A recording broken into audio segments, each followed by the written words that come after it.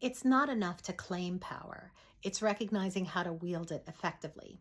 As a first-generation professional, it took me a very long time to understand and appreciate the difference.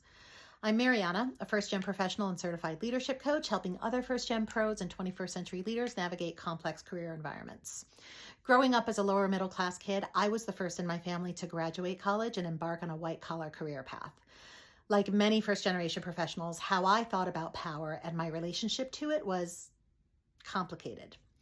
Power is mostly synonymous with money and influence, and having neither of these things really impacted my perceptions of power. And I became skeptical of those who wanted it. To me, it seemed a very shallow and self-serving thing to desire, and it took me years to untangle my thoughts around why.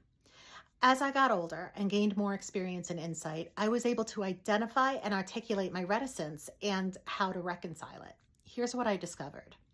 A big part of my conflict was acknowledging to myself that I do want power, but what I actually value is personal autonomy, to have absolute power over my own decisions and direction. What I was recoiling from was the concept of dominion, holding power over others, which I have no interest in. True to my cultural and working class background, I value community over competition. I want everyone to win and thrive, not just me. And that didn't seem to align with what my understanding of power was. Once I came to learn that not only are there different kinds of power, but different ways to wield it, how I could assert myself as a leader became much more tangible to me. Part of my roadblock was getting caught up in the concept of positional power, the specific power that's conferred by the status of one's position. This applies to senior executives and police officers and shift managers, anyone who by the virtue of their title can support or suppress your efforts and progress.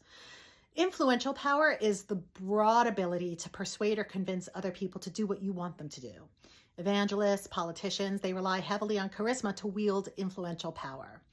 I gravitate more naturally to relational power, which is really influential power on an individual scale and operates from emotional intelligence, or EQ.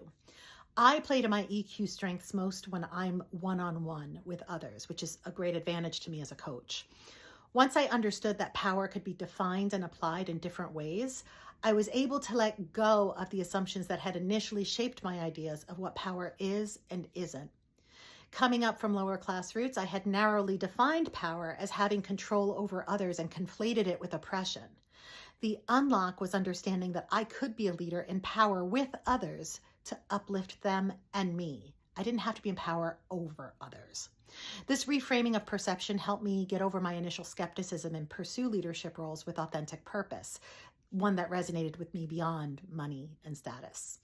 I would love to hear from other first-gen pros if this is something that you've also contended with, your relationship to and with power in the workplace or in general. So please comment or leave me a DM to let me know your thoughts, and I can't wait to hear more.